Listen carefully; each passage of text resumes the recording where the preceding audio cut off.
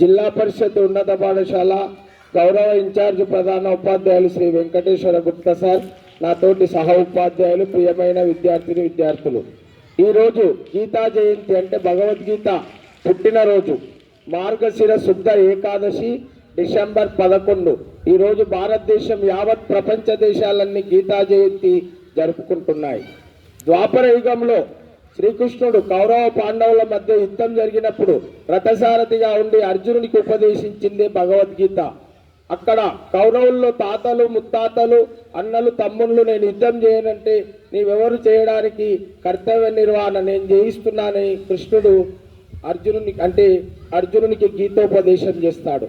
అందుకే మన భారతదేశంలో మహనీయుడు, మానవతావాది డాక్టర్ అబ్దుల్ కలాం గారు కూడా మన భారతదేశ పవిత్ర గ్రంథమైన భగవద్గీతను క్షుణ్ణంగా చదివాడు.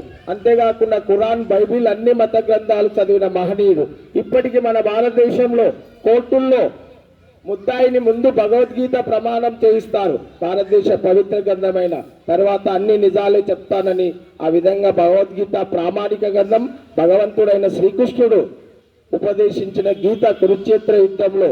కనుక మన పాఠశాలలో కూడా ఈ మధ్యకాలంలో కేశంపేట ఆ ప్రాంతంలో ఒక ముస్లిం అమ్మాయి ఫాతిమా భగవద్గీత శ్లోకాలు చదివి మొదటి బహుమతి సాధించింది. పాశ్చాత్య దేశాల్లో రామాయణ, భారత, భాగవతాలు పాఠ్యాంశాలుగా ఉన్నాయి. అది భారతదేశ గొప్పతనం. గీతలో అన్ని జీవిత సందేశాలు, జీవన గమనంలో మనిషి ఎట్లా నడుచుకోవాలనేది భగవద్గీత చెప్పింది.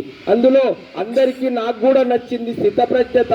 అందుకే కష్టాలకు కృంగకు, సుఖాలకు పొంగకు, సమతుల్యత పాటించి జీవితంలో నడవాలని భగవానుడు శ్రీకృష్ణుడు చెప్పిన సందేశం చాలా గొప్పది. దుష్ట శిక్షణ, శిష్టరచనకై అవతరించిన భగవానుడు శ్రీకృష్ణుడు. కనుక అటువంటి గీతను మీరు భగవద్గీతను చదివి మీ జీవితంలో ఉత్తమ పౌరులుగా రాణించాలని తెలియజేస్తూ ముగిస్తున్నాను.